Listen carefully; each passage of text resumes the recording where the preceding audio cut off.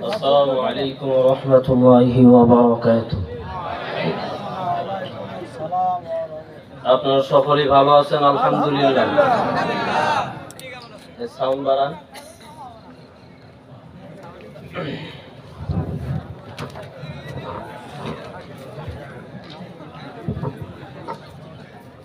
Hello. الحمد لله وكفى وسلام على عباده الذين اصطفى আরেকটু রিভাব দেন। أما بعد فأعوذ بالله من الشيطان الرجيم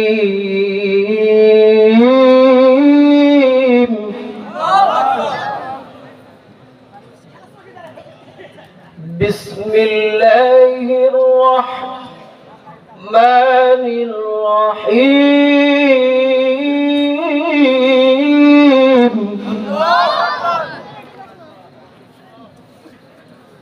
يا أيها الذين آمنوا اتقوا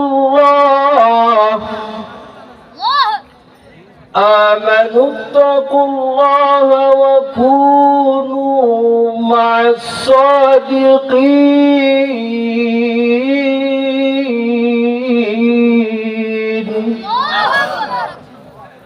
وقال النبي صلى الله عليه وسلم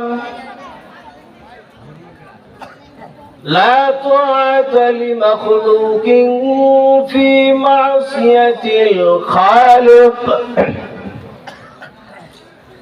أو كما قال النبي صلى الله عليه وسلم صدق الله المولانا العظيم. ভাই আরেকটু সাউন্ড দেন। وصدق رسوله النبي الكريم ونحن ذلك على الشاهدين والشاكرين والحمد لله رب العالمين.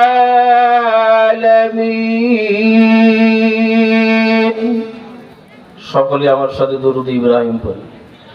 اللهم صل على محمد وعلى آل محمد كما صليت على إبراهيم وعلى آل إبراهيم إنك حميد مجيد.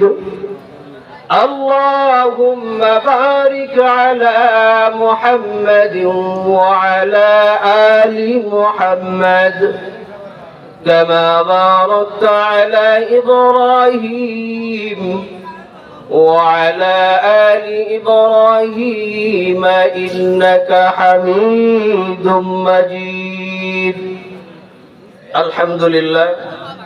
গজারিয়া দক্ষিণ ও দক্ষিণ পূর্বপাড়া কবরস্থানের উন্নয়ন কল্পে ঐতিহাসিক তাফসীরুল কোরআন মাহফিলের সমাপনী দিবসের সম্মানিত সভাপতি সাহেব, প্রধান অতিথি, বিশেষ অতিথি, দূর দূরান্ত থেকে আগত আশিকিন জাকিরিন, বিত্ততুল্য মুরব্বিনে কেরাম, সমবয়সী যুবক ভাই, কলিজার টুকরা ছোট ভাই, পর্দার অন্তরালে মা ও বোনেরা এবং স্টেজে হযরত উলামায়ে কেরাম, জাতির শ্রেষ্ঠ সন্তান হযরত উলামায়ে কেরাম, সর্বপ্রথম ওই মুনিব ওই রবের দরবারে আল্লাহ রাব্বুল আলামিনের প্রতি আমরা কৃতজ্ঞ প্রকাশ করব যে আল্লাহ রাব্বুল আলামিন আমাদেরকে এই ফিতনা ফাসাদের জামানায় এইরকম কোরআন ও হাদিসের দ্বীনি মজমাতে দ্বীনি আলোচনা শোনার জন্য, আসার জন্য তৌফিক দান করলেন। ওই আল্লাহ তাবারক ওয়া তাআলার দরবারে আমরা দিল থেকে শুকর আদায় করি আলহামদুলিল্লাহ। জনাবে মুহাম্মদুর রাসূলুল্লাহ সরদারে দু আলম দয়ার নবী, মায়ার নবী, শেষ নবী, শ্রেষ্ঠ নবী, সেই নবী আরবিয়া আলাইহিস সালামের প্রতি আমরা দরুদ পড়ি সংক্ষিপ্ত, সাল্লাল্লাহু আলাইহি ওয়াসাল্লাম। মুহতারাম হাজিরিন, আমার কথার সময় অল্প, কেননা আমার পরে আরেকজন মেহমান আছেন, তারপরেই রফিকুল ইসলাম মাদানী সাহেব চলে আসবে। আর আপনারা অনেকেই জানেন রফিকুল ইসলাম মাদানী আমার খুব কাছের বন্ধুবর এবং তার ছোট ভাই আরো আমার খুব ক্লোজ। এই দাওয়াতটা আমি দিয়েছি আর আমার মাধ্যমেই দাওয়াতটা হয়েছে। কোনো টেনশন নাই, আমরা সবুর করব দিনের জন্য। কিসের জন্য সবুর করব?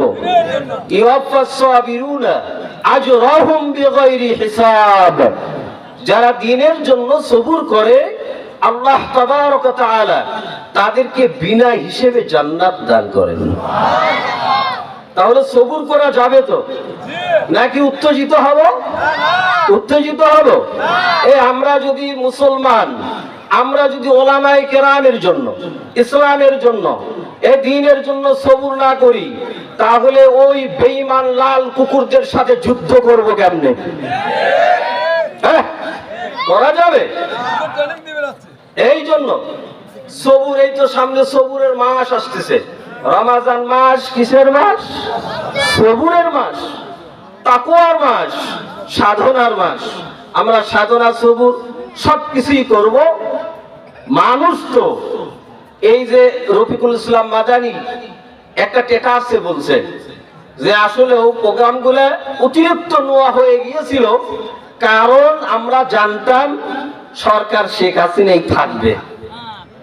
শেখ হাসিনা থাকলে এরকম প্রোগ্রাম আপনাকে আর আমাকে করতে দিত? জুতা ক্ষয় হয়ে যেত, কিন্তু ওই জালেমগণ অনুমতি দিত না। দিত? হ্যাঁ, দিত না।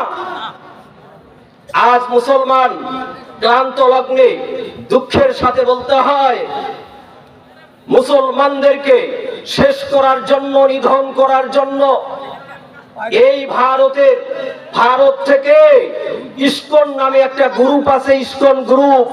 এই গ্রুপটা বাংলাদেশের ভিতরে কাজ করে।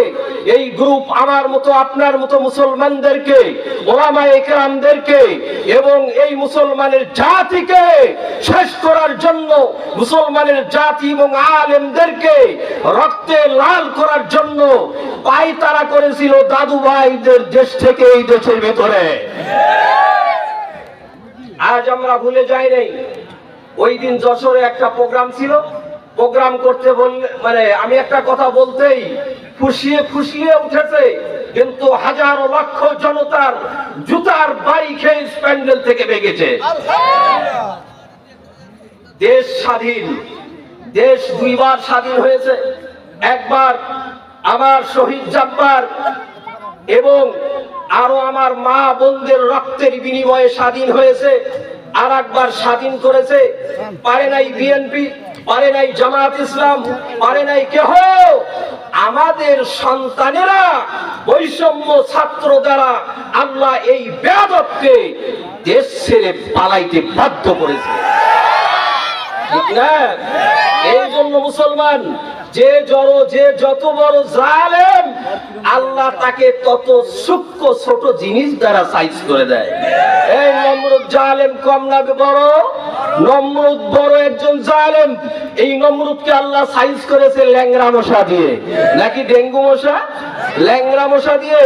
ফেরাউন বড় একজন জালেম, ফেরাউনকে আল্লাহ সাইজ করেছে সেই পানির মধ্যে চুপড়িয়ে।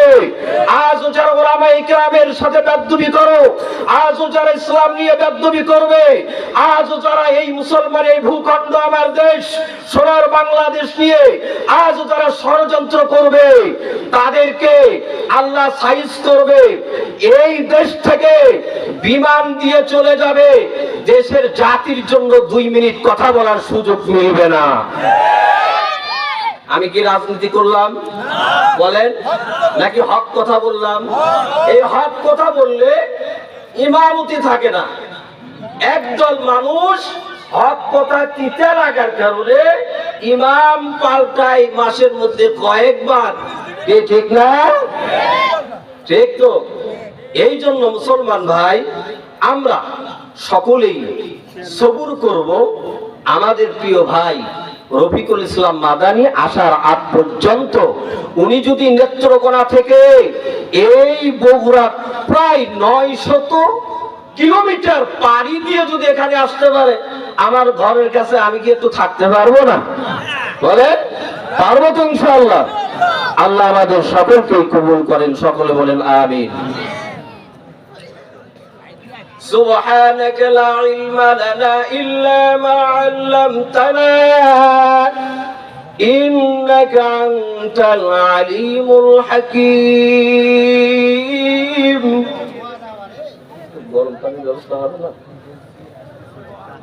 رب اشرح لي صدري ويسر لي أمري واحلل عقدة من لساني يفقه قولي يا أيها الذين آمنوا اتقوا الله وكونوا مع الصادقين আল্লাহ বলেন, হে আমার ঈমানদারগণ, তোমরা আমাকে ভয় করো। কাকে ভয় করবে? এবং সাদিকিনদের বন্ধু হয়ে থাকো। এখানে ওলামায়ে কেরাম আছেন, সাদিকিনদের বন্ধু হয়ে আল্লাহ থাকতে বলেছেন। বন্ধু হও শব্দটা আলাদা, বন্ধু হয়ে থাকার শব্দটা আলাদা। এখন আমার সাথে জবাব দিবেন, আল্লাহ কেন ঈমানদারকে ডেকে বললেন, হে ঈমানদার তোমরা আমাকে ভয় করো? আল্লাহ কাফেরকে কেন বললেন না আমাকে ভয় কর? বেঈমানকে কেন বলো নাই আমাকে ভয় কর? নাস্তিকদেরকে কেন বলে নাই আমাকে ভয় কর? কারণ আছে তো এর মধ্যে, আছে না? কারণটা শুনে যাবেন ইনশাআল্লাহ। আল্লাহ বলেন, ইয়া আইয়ুহাল্লাযীনা আমানুত্তাকুল্লাহ ওয়া কুনু মা'আস সাদিকিন।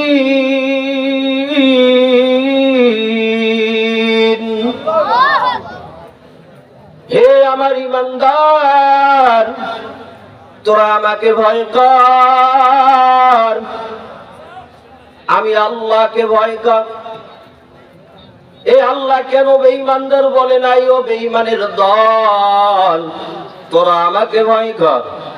আল্লাহ কেন বলে নাই, নাস্তিকের দল তোরা আমাকে ভয় কর?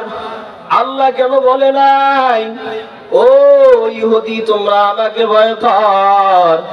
আল্লাহ রাব্বুল আলামিন কেন বললেন, ও ঈমানদার আমাকে ভয় কর?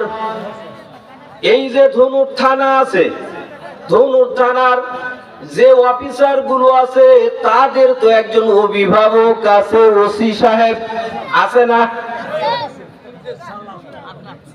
এই ওসি সাহেবের তত্ত্বাবধানে কয়েকজন অফিসার কাজ করে। অফিসার গুলো ওই ওসি সাহেবকে ভয় করে না? ওসি সাহেব বলে উল্টা পাল্টা কোনো কাজ করা যাবে না, ওই স্টাফ গুলো তাই মানে। কেন?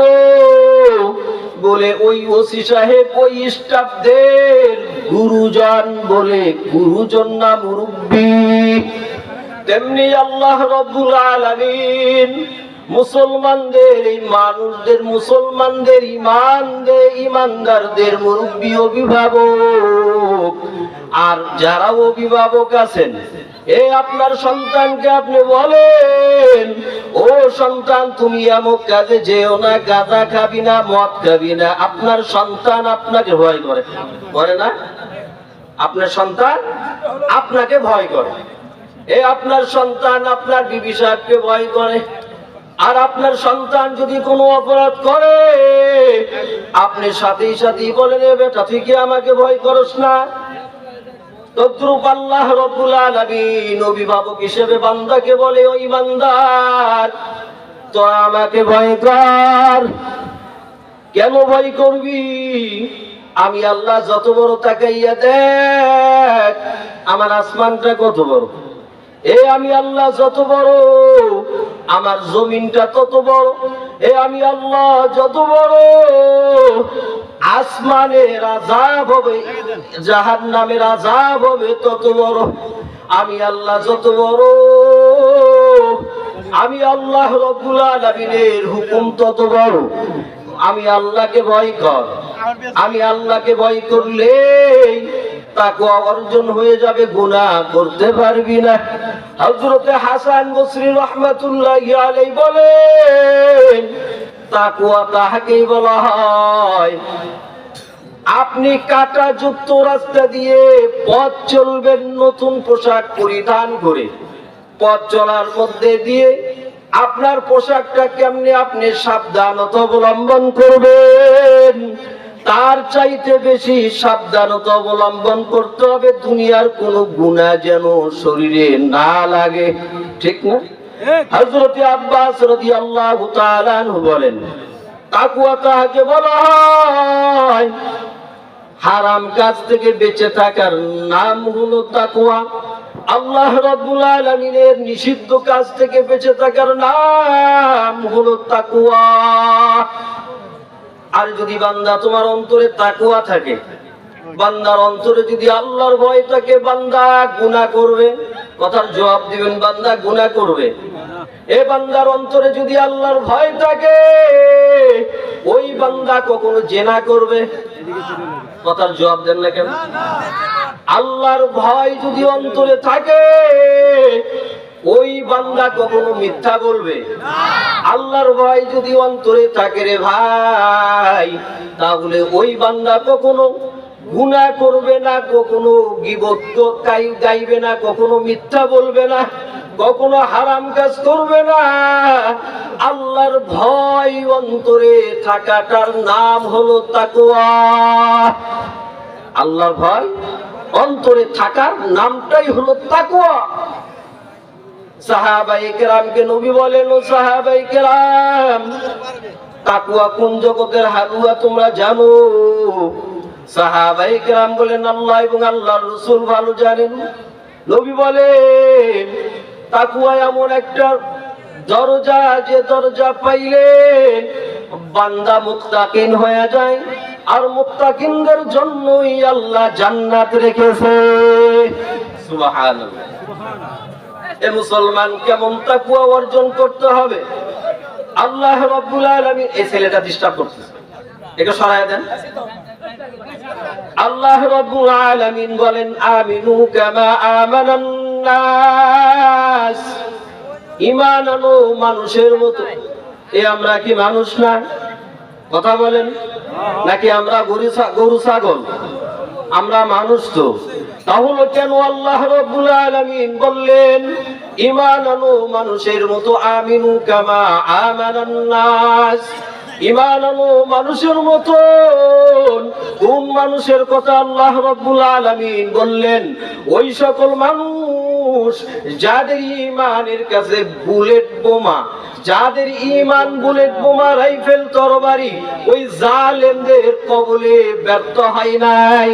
বলে ঈমান, এমন ঈমান ছিল তাদের, বুলেট বোমা, বন্দুক আর রাইফেল আর ওই তীর বলেন, এগুলো ঈমানের কাছে ব্যর্থ হয়ে গেছে। তাদের ঈমান হলো সাহাবায়ে কেরামের ঈমান। তাদের ঈমান সাহাবায়ে কেরামের ঈমান। তাহলে সাহাবায়ে কেরামের মতো আল্লাহ ঈমান আনতে বলেছেন, তাহলে তাকওয়াটাও সাহাবায়ে কেরামের মতো হওয়া উচিত নাকি? কেমন তাকওয়া ছিল হযরতে আলী মারদাদা রাদিয়াল্লাহু তাআলা আনহু। এ আলী রাদিয়াল্লাহু তাআলা আনহু যখন ওযু বানায়, হযরতে আলী রাদিয়াল্লাহু তাআলা আনহুর শরীরটা কম্পন সৃষ্টি হয়ে যায়। সাহাবায়ে কেরাম বললেন, ভাই আলী, আপনি যখন ওযু বানান আপনার শরীর কম্পন হয় কেন? হযরত আলী রাদিয়াল্লাহু তাআলা আনহু বলেন, ও নবীর সাহাবায়ে কেরাম, আমি ওযু বানানোর পর এমন একজন মালিকের সামনে দাঁড়াবো গো সাহাবায়ে কেরাম, যিনি আসমান জমিনের মালিক, মালিক, যিনি দুনিয়াতে রহমান, কাল কিয়ামতের দিন হবে কাহার। ওই মালিকের সামনে দাঁড়াবো গো সাহাবায়ে কেরাম। এই জন্যই আমার শরীরটা থরথর করে কাঁপে। হযরত উসমান গনি রাদিয়াল্লাহু তাআলা আনহু যখন এই কবরের পাশ দিয়ে চলে, তখনই হযরত উসমান গনি রাদিয়াল্লাহু তাআলা আনহু কান্নায় বিভোর, কান্নায় বিভোর। সাহাবায়ে কেরাম বললেন, ভাই উসমান, আপনি এত কান্না করেন কেন? কবরের পাশ দিয়ে আসলে আপনি নবীর সামনে বয়ান শুনেন, কবরের বয়ান। আপনি নবীর সামনে বয়ান শুনেন, হাসরের বয়ান।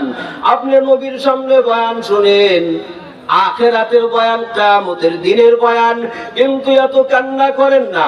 ও উসমান, আপনি কবরের পাশ দিয়ে গেলে এত কান্না করেন কেন? ব্যাপার? হযরত উসমান গনি রাদিয়াল্লাহু তাআলা আনহু বলেন, ও নবীর সাহাবায়ে কেরাম, আমি কবরের পাশ দিয়ে যাওয়ার সময় কান্নার কারণ যে কবর মানুষের জন্য প্রথম ঘাঁটি।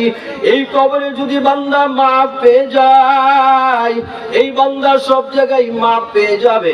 আর যদি কবরে একবার ধরা খাইয়া যায়, বান্দা সকল জায়গায় ধরা খাবে। ঠিক কিনা যারা বলে? শুনতেছেন? কথা শুনতেছেন? তাহলে আমাদের তাকওয়াটা হতে হবে সাহাবায়ে কেরামের মতো তাকওয়া। সাহাবায়ে কেরামের তাকওয়া, এ সাহাবায়ে কেরাম আল্লাহকে ভুলে নাই।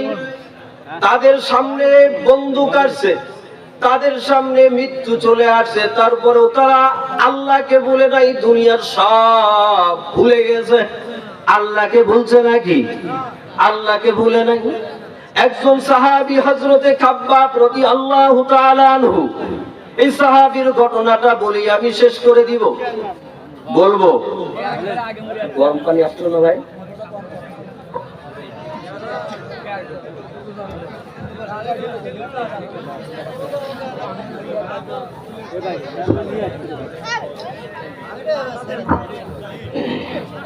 হযরতে খাব্বাব রাদিয়াল্লাহু তাআলা একজন বিশিষ্ট সাহাবী।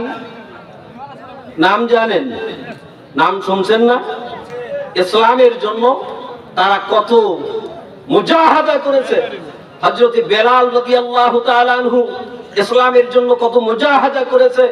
আনাস রাদিয়াল্লাহু তাআলা আনহু মুজাহাদা করেছে। হযরতে তুফাইল রাদিয়াল্লাহু তাআলা আনহু মুজাহাদা করেছেন।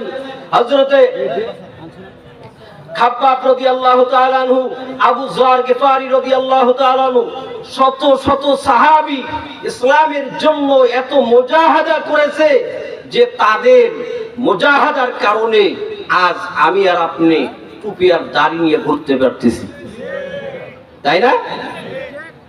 ওই সাহাবায়ে কেরামের মুজাহাদার কারণে। কাদের মুজাহাদা? সাহাবায়ে কেরাম। আমাদের সব মাপকাঠি হবে একমাত্র সাহাবায়ে কেরাম। একমাত্র কি? সাহাবায়ে কেরাম। নবী বলেন, ক্বালান নবী সাল্লাল্লাহু আলাইহি ওয়াসাল্লাম, কুল্লু উম্মতি ইয়াদখুলুনাল জান্নাতা ইল্লা মান আবা। وقيل من أبى يا رسول الله؟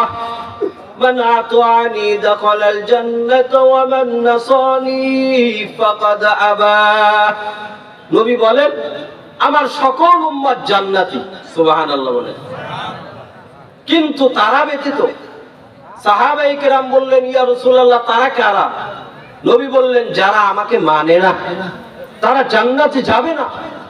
যারা আমাকে মানে তারা জান্নাতে যাবে।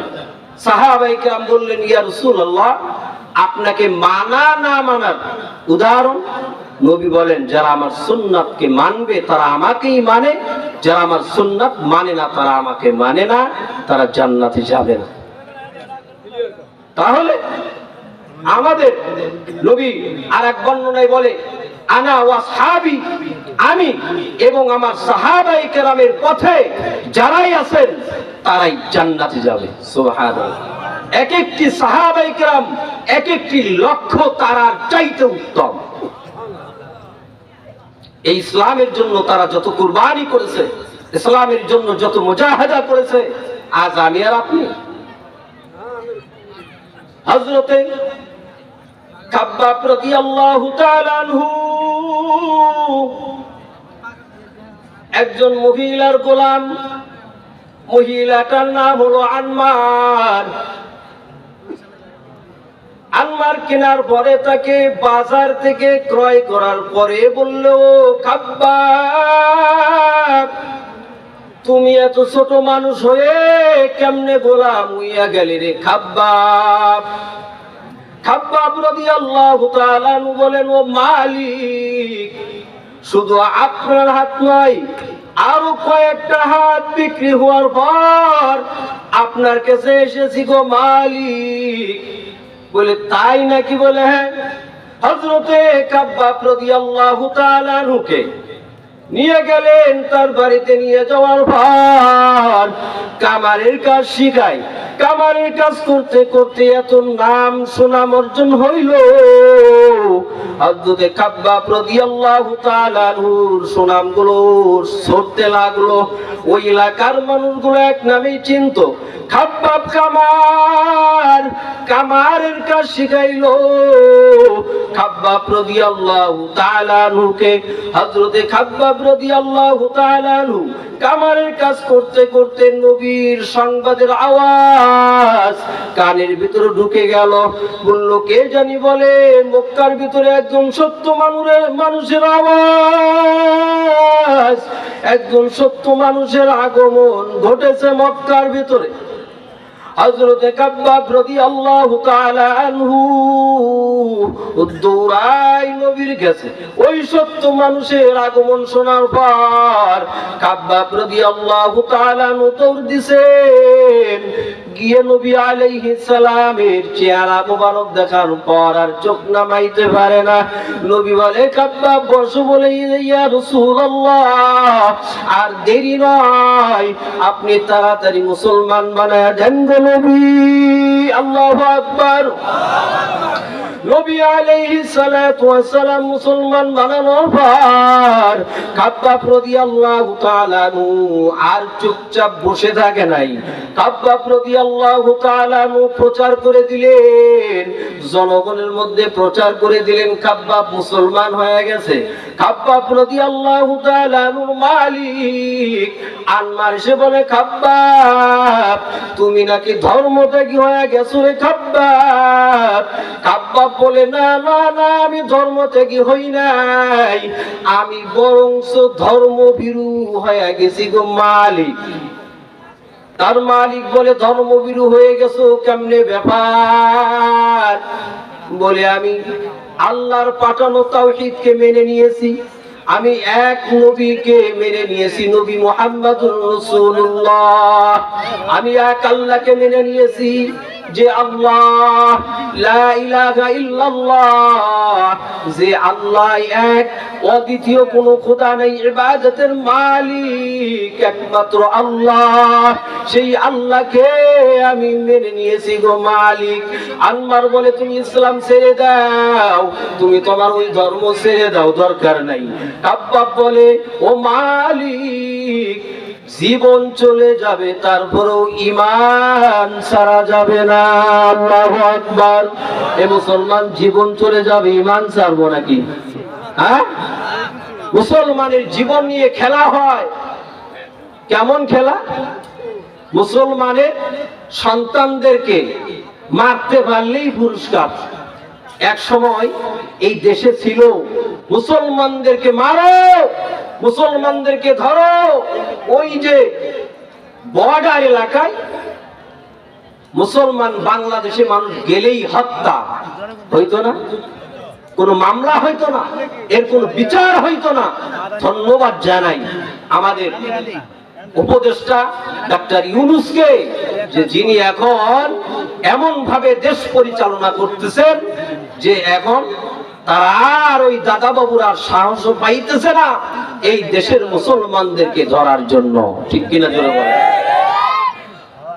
তো মুসলমানের রক্ত দিয়ে গোসল করেছে ওই ভারতের ওই রামবাবুরা, হাজারো আলেমকে জবাই করেছিল, হাজারো মুসলমানদেরকে জয় শ্রীরাম না বলার কারণে এই তো কয়েক বছর পূর্বেই তারা মুসলমানদেরকে জবাই করেছে, মুসলমানদেরকে হত্যা করেছে। জয় শ্রীরাম শ্রীরাম না বলার কারণে মুসলমানদেরকে রাতের অন্ধকারে মেরে তারা শ্মশানে নিয়ে গিয়ে হিন্দুর লাশ হিসেবে তারা পুড়ে ছাই করে দিয়েছে। এই মুসলমানদের এত নির্যাতন করেছে। ও ভাই, এই জন্য আপনার আর আমার সজাগ থাকতে হবে, আপনার আর আমার ঈমান থাকতে হবে। তাজা ঈমান নিয়ে মুসলমান লিল্লাহে তাকবীর আল্লাহু আকবার বলে যখন সামনের দিকে আগাবে, ওই বেঈমান নাস্তিকরা ভয়ে পালাইতে বাধ্য হবে। তাহলে আল্লাহু আকবার তাকবীর দিতে হবে মুসলমান। এ মুসলমান, আল্লাহু আকবারের তাকবীরের ধ্বনিতেই সিলেটের জমিনকে দখল করেছিল শাহজালাল রাহমাতুল্লাহি আলাইহি। এ মুসলমান, আল্লাহু আকবার তাকবীরের ধ্বনিতেই এই বগুড়ার জমিনকে দখল করেছিল হযরত শাহ সুলতান রাহমাতুল্লাহি আলাইহি। আল্লাহু আকবার তাকবীরের ধ্বনিতেই এই মুসলমান যদি এখনো দেয়, ওই বেঈমান নাস্তিক গুলো জায়গা পাবে না। সত্যই কসম খোদার, ওই যে যুদ্ধের ময়দানে নবী বললেন, ও সাহাবায়ে কেরাম, তোমরা বারবার যুদ্ধে হেরে যাচ্ছ, বারবার যুদ্ধ হেরে যাচ্ছে। নবীর কাছে সংবাদ আসলো, নবী বললেন যে তারা কোন একটা সুন্নতের খেলাফ করতেছে। দেখা গেল তারা মিসওয়াকের সুন্নতের খেলাফ করতেছে। মিসওয়াকের সুন্নাত যখন শুরু করে দিল, বেঈমানের দলগুলো চিন্তা করলো এরা দাঁতে ধার দিচ্ছে, আমাদের খেয়েই ফেলবে। এরা পালাইতে বাধ্য হয়েছিল, ঠিক না? আজ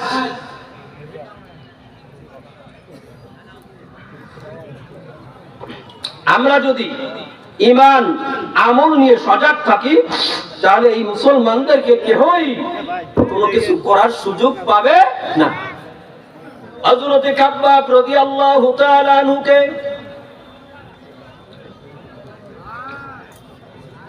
আনমার নামের মহিলা বলল, ঈমান ছেড়ে দাও।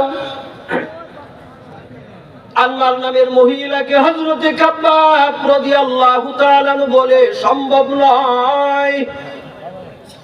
বলে, কেন সম্ভব নয়? বলে, আমার জীবন চলে যাবে, ঈমান ছাড়া সম্ভব নয়। বলে, তোমাকে তো আমরা মেরে ফেলবো, তোমাকে নির্যাতন করব, জুলুম করব, অত্যাচার করব। হযরত খাব্বাব রাদিয়াল্লাহু তাআলা আনহু বললেন, তোমরা আমাকে যা করো কোনো সমস্যা নাই, তারপরও আমি খাব্বাব ঈমান ছাড়তে পারবো না, ঈমান ছাড়তে পারবো না।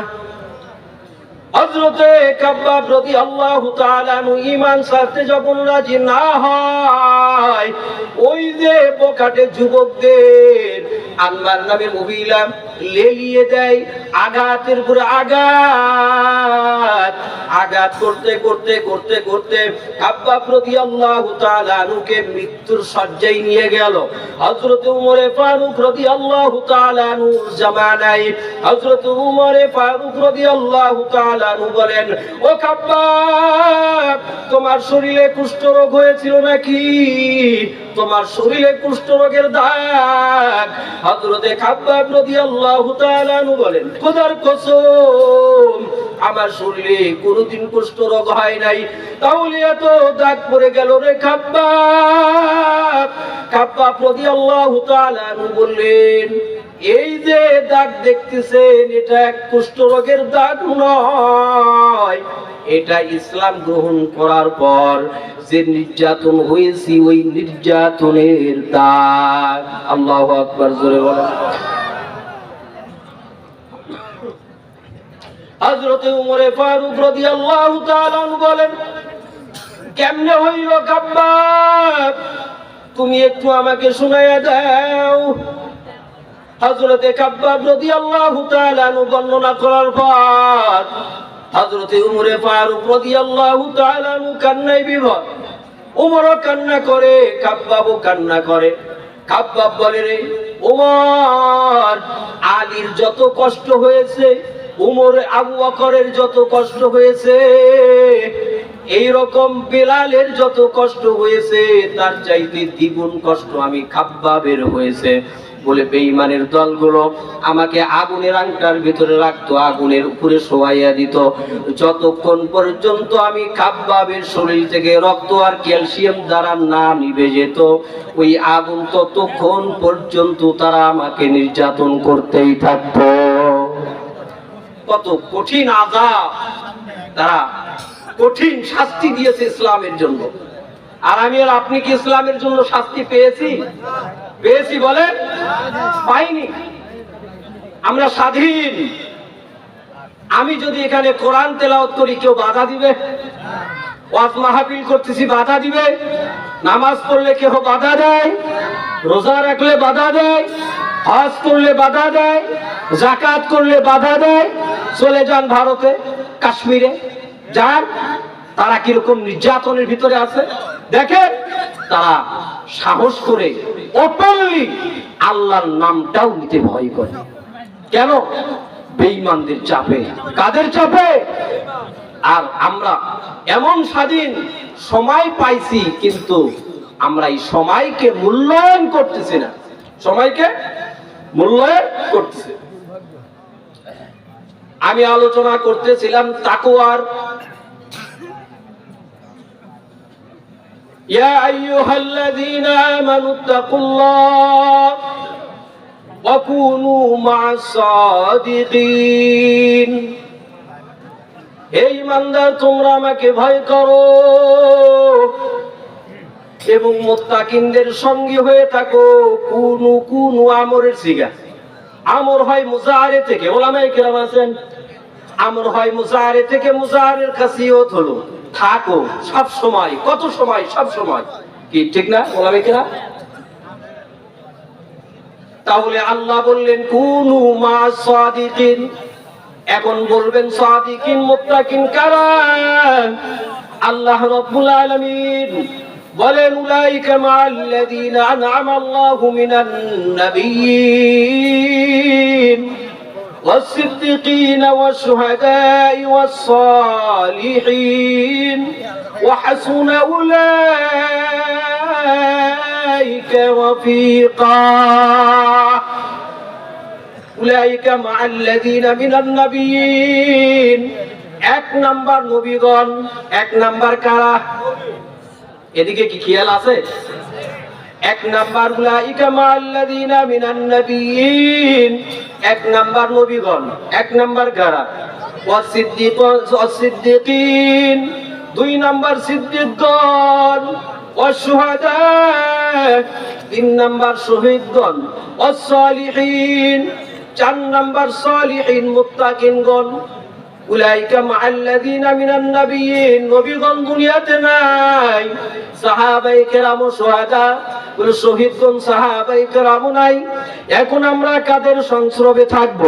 এখন আমরা কাদের মুত্তাকিন বানাইয়া, কাদের হাওলাতে থাকব? কাদেরকে বন্ধু বানাইয়া চলবো?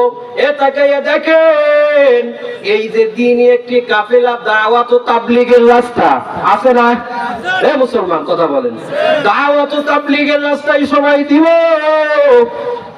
এবং হক্কানি উলামায়ে কেরামদেরকে সময় দিব, হক্কানি পীর মাশায়েখদেরকে সময় দিব, হক্কানি দাওয়াত ও তাবলীগ উলামায়ে কেরামের তত্ত্বাবধানে দাওয়াত ও তাবলীগে সময় দিব। কমপক্ষে এক চিল্লা 3 দিন, না হলেও 3 চিল্লা আমরা দিব কমসে কম। দেওয়ার ফায়দা কি? বলে ফায়দা হবে, এমন ফায়দা বলে আমার ঈমানের কমতি আছে, ঈমান বাড়তে থাকবে, আমলের কমতি আছে, আমল বাড়তে থাকবে, আমল ঈমান বাড়তে থাকবে। রে মুসলমান, ঈমান আমল আমার বাড়তেই থাকবে, বাড়তেই থাকবে। হক্কানি উলামায়ে কেরামদের সাথেই থাকবো, কেননা হক্কানি উলামায়ে কেরাম নবীদের ওয়ারিস। ইন্নাল উলামা ওয়ারাসাতুল আম্বিয়া, নিশ্চয় উলামায়ে কেরাম নবীদের ওয়ারিস। আজ হক্কানি উলামায়ে কেরামদের কথা বললে, একজন ভালো আলেম যদি ভালো কথা বলে, ওই কথার উপরে 10 জন আছে বিরোধিতা করে, ঠিক না? কেন বিরোধিতা? এই তুমি ইমাম নিছো ইন্টারভিউর মাধ্যমে, 3 মাস যাওয়ার পরে 4th মাসে গীবত কেন? কথা বলেন। 4th মাসে ইমামের সমালোচনা কেন? কেন? তোমার ভিতরে মুনাফিকি ঢুকেছে, তাই না? বলে আলেমদের সাথে থাকবো, এই আলেমদের সত্য, কোরআন যে সত্য, আলেম সত্য, হাদিস সত্য, নবী সত্য, সাহাবায়ে কেরাম সত্য, এটা সকলেই জানি। বলে মানি না। কারণ কি? আবু জেহেল স্বীকার করেছিল যে মুহাম্মদ আব্দুল্লাহর ছেলে, মুহাম্মদ আল্লাহর সত্য নবী। কে স্বীকার করেছিল? এদিকে কথা বলেন। আবু জেহেল স্বীকার করেছিল যে আব্দুল্লাহর ছেলে মুহাম্মদ আল্লাহর সত্য নবী, কিন্তু মানতে পারেনি, স্বীকার করেছিল। কেমনে? হযরত নবী আলাইহিস সালাতু ওয়াস সালাম মিরাজ থেকে আসার পর,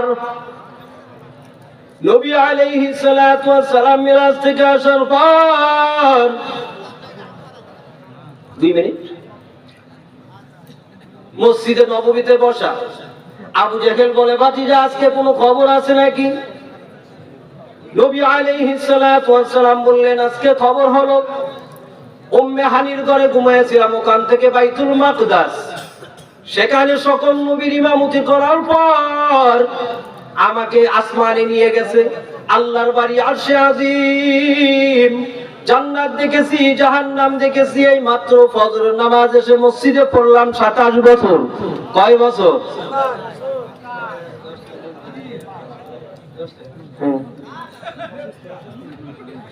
আবু জেহেল বলল, আজকে আমার ভাতিজার মাথা নষ্ট হয়ে গেছে।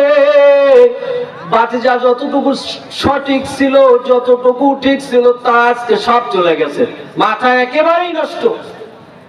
হযরত নবী আলাইহিস সালামকে বললেন, ও আমার ভাতিজা, আমি কি এটা লোক সমাজে বলবো? বলে, হ্যাঁ বলেন।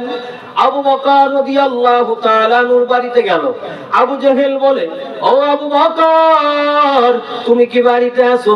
আবু বকর রাদিয়াল্লাহু তাআলা বলেন, আমি বাড়িতে আছি। বলো, তুমি সাধারণত একজন মানুষ, আজকে সকাল বেলায় তুমি আমার বাড়িতে ব্যাপার বুঝলাম না। আবু জেহেল বলে, ও আবু বকর, তোমাদের নবীর মাথা যে নষ্ট হয়ে গেছে, তুমি কি জানো? আবু বকর বলে, আবু জেহেল, আমার নবীর কথা যদি আর একটু বেয়াদবি করিস রে আবু জেহেল, তোর জিভ থাকবে না। আবু বকর নরম না গরম? নরম, কিন্তু ঈমানের তাগিদে গরম হয়ে গেছে। সুবহানাল্লাহ বলেন। আবু জেহেল বলে, ও আবু বকর, তোমার নবী নাকি এক রাত্রে 27 বছর বাইতুল মাকদ্দাস, সেখান থেকে আল্লাহর বাড়ি আসে আজিম, 7 আসমান জমিন জাহান্নাম জান্নাত দেখে মাত্র ফজর নামাজ পড়েছে 27 বছর। আবু বকর বলে, ও আবু জেহেল, আমার নবী কি এটা বলেছে? আবু জেহেল বলে, হ্যাঁ, তোমার নবী বলল। আবু বকর রাদিয়াল্লাহু তাআলা আনহু বললেন, আমার নবী যদি বলে থাকে সত্য বলেছে। আবু জেহেল চিন্তা করলো, আজকে সকাল বেলায় যেখানে আসলাম, সকালটাই মাটি হয়ে গেল। সকাল কি হয়ে গেছে? মাটি হয়ে গেছে।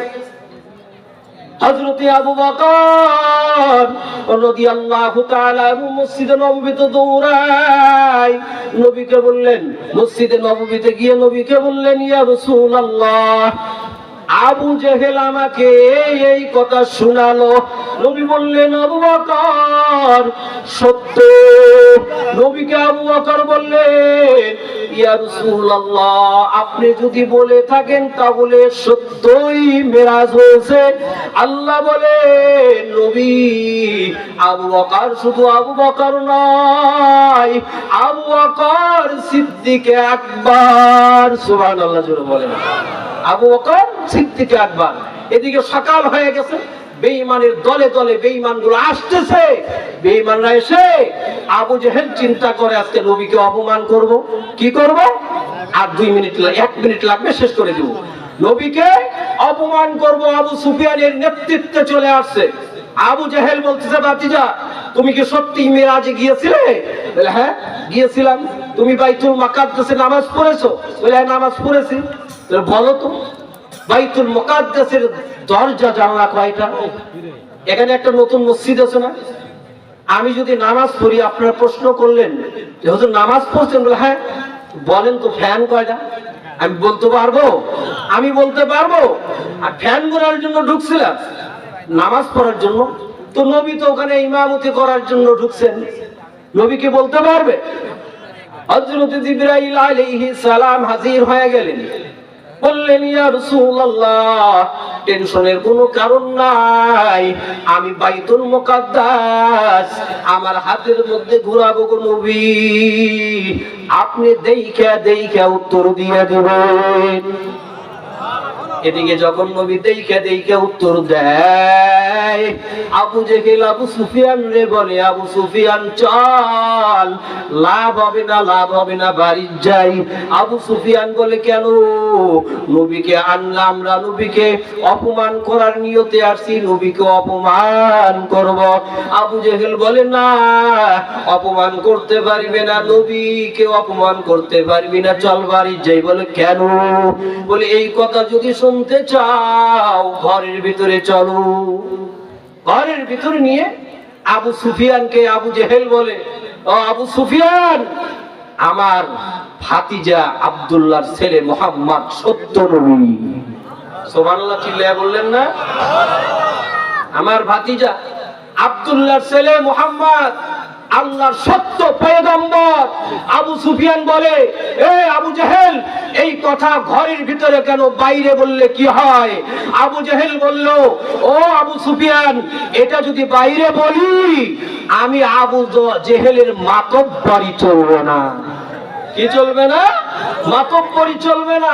আমি আবু জেহেলের গদি থাকবে না, চেয়ার থাকবে না। ওলামায়ে কেরাম সত্য, সকলেই জানেন কোরআন সত্য, কিন্তু ওলামায়ে কেরামদের নেতৃত্ব না দেওয়ার পিছনের কারণ চেয়ার থাকবে না। ঠিক না? যতটুকু আলোচনা হইল, আজকে আরেকটা আলোচনা ছিল ওই সিরাজগঞ্জ, ওখান থেকে খুব তাড়াতাড়ি করে জার্নি করে আসছি। যতটুকু আলোচনা হয়েছে আমি নিজেও আমল করব, আপনারাও আমল করবেন ইনশাআল্লাহ। দোয়া রাখবেন। মাদানী সাহেব খুব দ্রুত চলে আসবে, প্রথম প্রোগ্রাম থেকে দ্বিতীয় প্রোগ্রামে অলরেডি হয়তো চলে আসছে, আমি যোগাযোগ করতেছি ইনশাআল্লাহ। শেষ পর্যন্ত মাদানী সাহেব যদি নেত্রকোনা থেকে এখানে আসতে পারে, আপনারা তো থাকতে পারবেন না? পারবেন না? ওলামায়ে কেরামের মহব্বত, ইসলামের মহব্বতে যদি রাত 12টাও বাজে, কে কে থাকবো ইনশাআল্লাহ? লিল্লাহি তাকবীর, লিল্লাহি তাকবীর। রফিকুল ইসলাম মাদানীর আগমন, শুভেচ্ছা, স্বাগতম। আসসালামু আলাইকুম ওয়া রাহমাতুল্লাহি ওয়া বারাকাতুহু।